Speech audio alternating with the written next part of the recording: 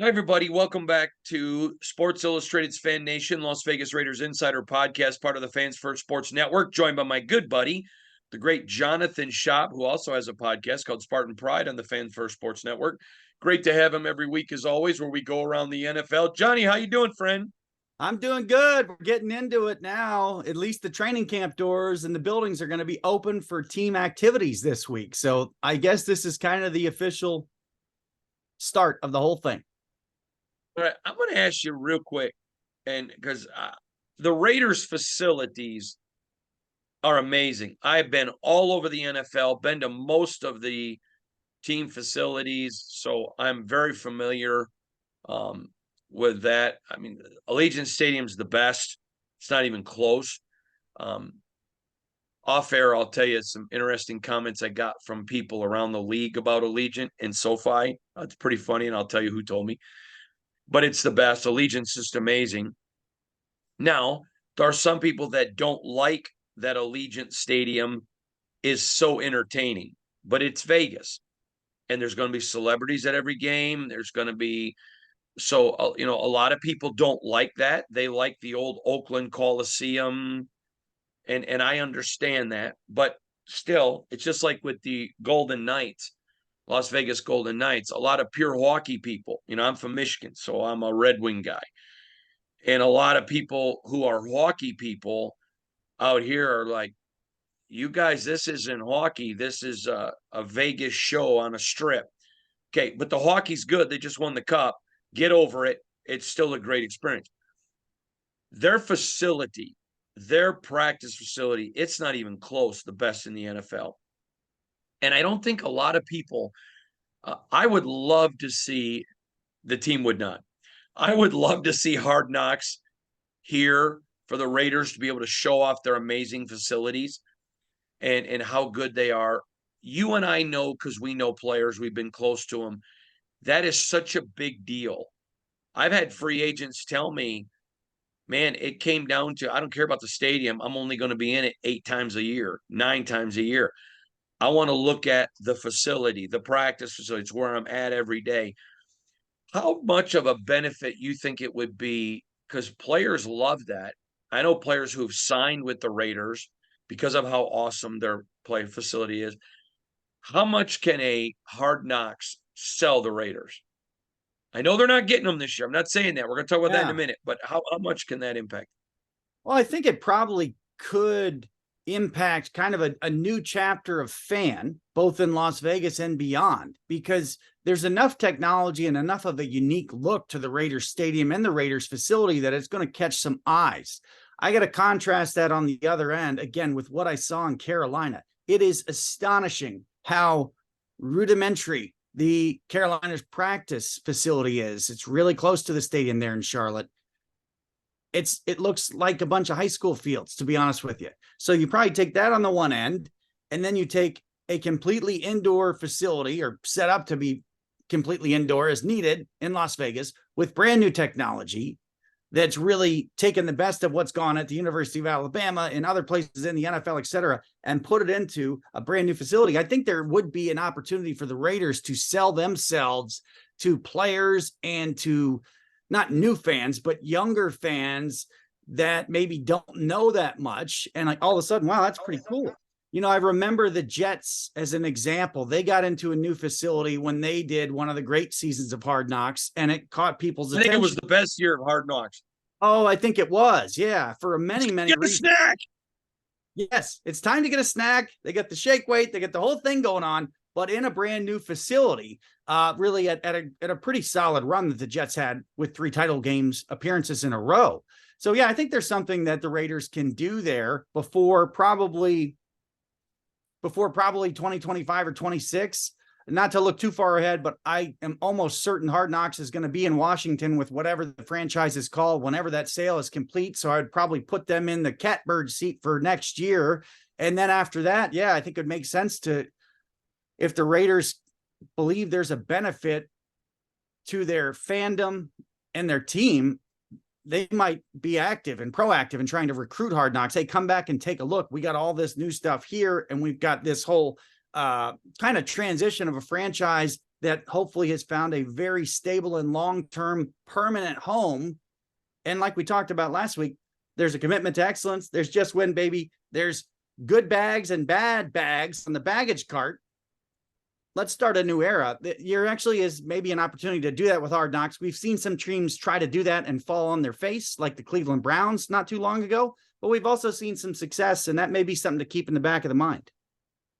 I'm going to tell you right now, even as we're taping this, which is early in the morning, there are Raiders officials who are turning over thinking, what's going on? Something's wrong in the universe. And I'm going to get so many texting calls from Raiders management for even saying a word Hard Knocks. Nobody wants it. All right. Speaking of that, you and I both called it. We said it was going to be the Jets. The Jets didn't want it. Nobody wanted it. The NFL has the right to flex and say, nope, you're doing it. I am a guy who is a fan of Hard Knocks. Now, last year they did a Hard Knocks in the middle of the season, which once season starts, I'm so embedded, I don't have any time. I literally, you're going to laugh at this. My wife and I took her to a show last night. We just went out on a date, went to dinner, and went to a show. And great show. And halfway through the show, she just kind of leans over and she says, sweetie, I know why you did this. I said, yeah, I love my wife. She said, no, because football season's coming and I lose you for, August, September, October, November, December, January, and the first part of February. She goes, I lose you for 6 months.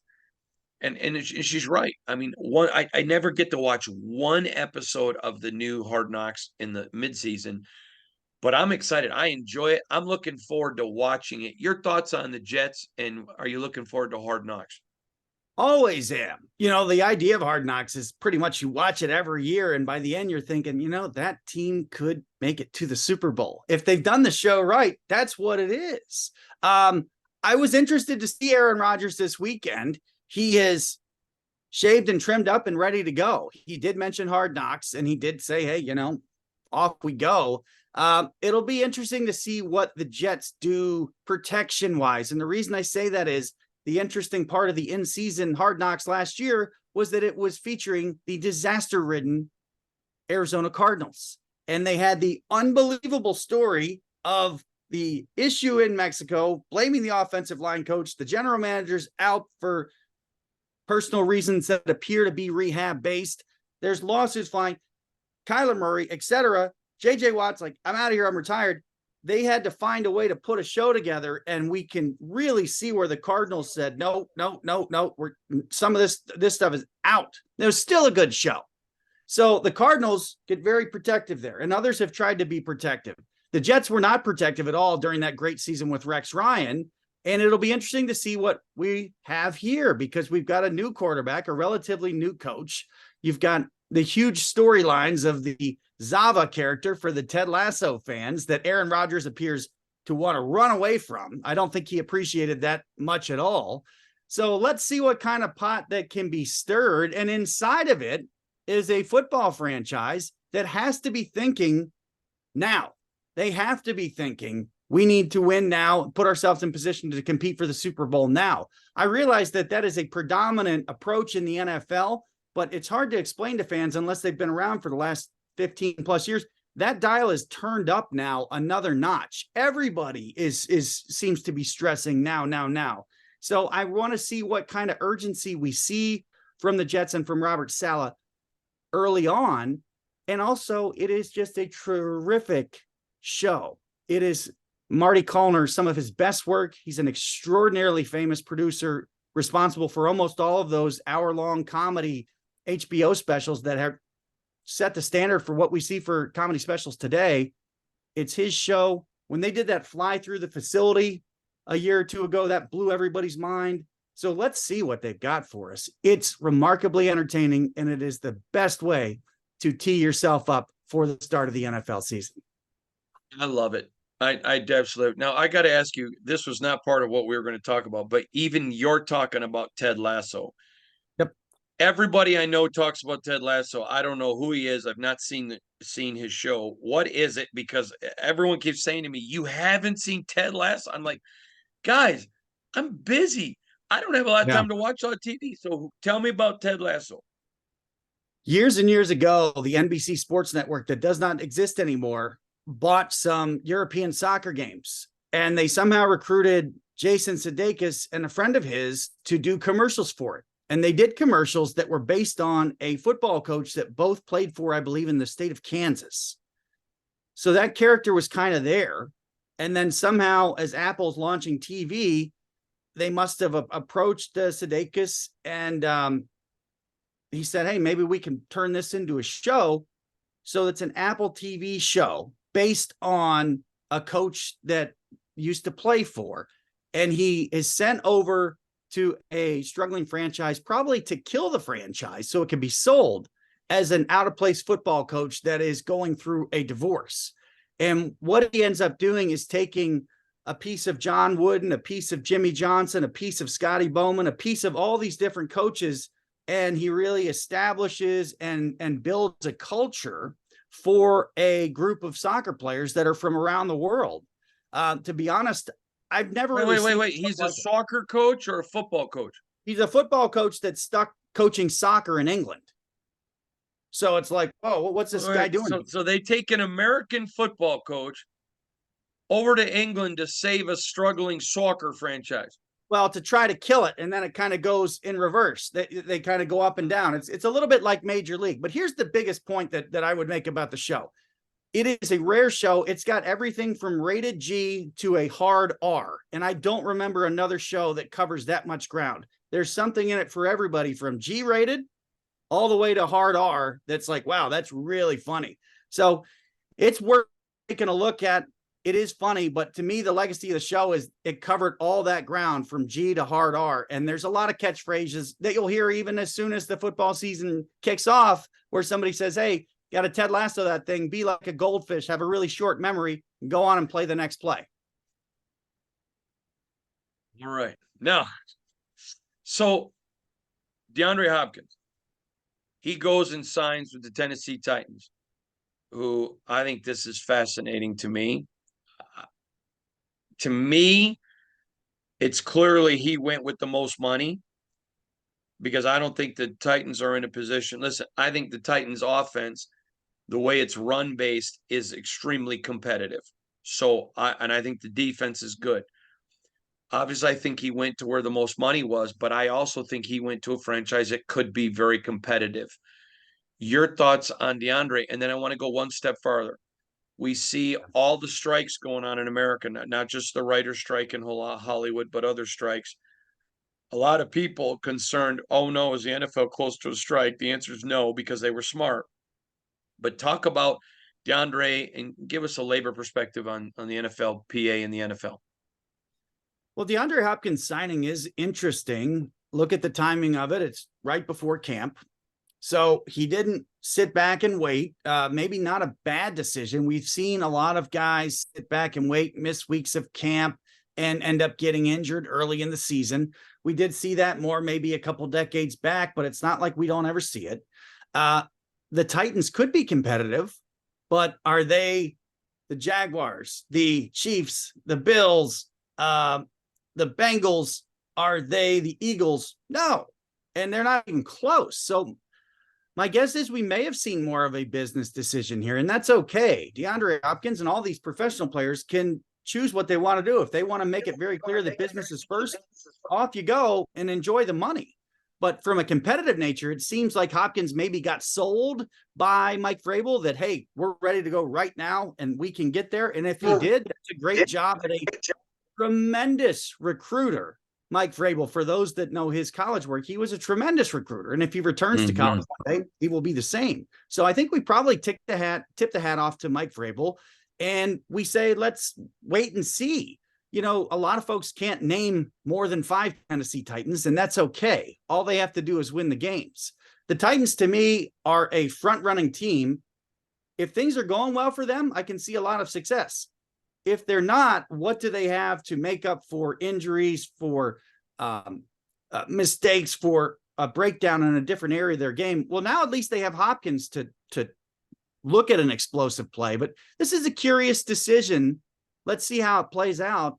It might be one that he ends up regretting if he does not sniff even the second weekend of the playoffs. Absolutely. I want to talk about the NFL, NFLPA. I mean, they have a contract through 2030.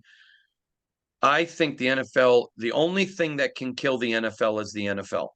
It is America's favorite entertainment. It is its favorite sport. All of it. There's nothing close. Having this labor Stability. agreement, yeah. Having it in place, stability. That's the word. Is so phenomenal for the league. Now we saw with the franchise tags, people angry, people mad. Well, if you're angry and mad because you got franchise tag, then you need to be mad at the NFLPA because they agreed to the entire system. And if you don't like it, don't blame management, don't blame the league, blame your own union. You voted for this. Your thoughts on that stability? Well, it is interesting because right now we have what looks like the biggest strike of all time in the Hollywood TV motion picture screen business. We have UPS looking at a potential strike, and we have United Auto Worker Group looking at potential labor stoppage. So people are understandably saying, what about the NFL? You don't have to worry until 2030. In 2020, right at the very, very start of the pandemic, the labor agreement was approved, and it stretches out to 2030, which is great. That is a massive help for whatever tumult there is here in these middle 20s, in the first 4 or 5 years after the pandemic era really stirred up the entire globe. So this is a good spot for the sport to be in. It's also enough of a ramp, enough of a wind up, enough of a runway for players to kind of organize and crystallize some of the key issues that they want to address the next time. It should be easier to move on those if you're at 2025 or 2026 saying, hey, just to look ahead, these are some of the things that we are concerned about. And maybe we can address, or we need to address before the next agreement at 2030. That would be wise. I don't know how likely that is to happen, because if you look at the rosters across the NFL today, and you look at them across the roster at the start of the 2027 or 28 season, how many of those guys are still going to be in the sport? Maybe a third, maybe half. That's something to keep in mind too. But that sport is in real good shape because they've got a long-term agreement. There's no sign of a labor or work stoppage on the horizon, which is great, regardless of the franchise tags. And we know the guys sometimes get stuck there. But hey, as you said, they agreed to it. They ought to make the best of it. I agree. All right, next week, training camps will be going on. We got a lot we're going to get into. I'm looking forward to our podcast next week. Thank you, Johnny, for joining me. I'm Hondo Carpenter from Sports Illustrated's Fan Nation, Las Vegas Raiders Insider Podcast, part of the Fans First Sports Network. This is my good buddy, John Shop. Joined us, man, John and I, 15 years, John. 15 years. It's only time. What? It's only time. I know. Yeah, but it's been great. I'm so proud to be your friend. I love you, Johnny, and your beautiful bride. Tell Alicia I said hello. And don't forget to check out, if you're a Michigan State Spartan, on the Fans First Sports Network, John's podcast, Spartan Pride. We'll see you all next week, everybody. Thanks for joining us.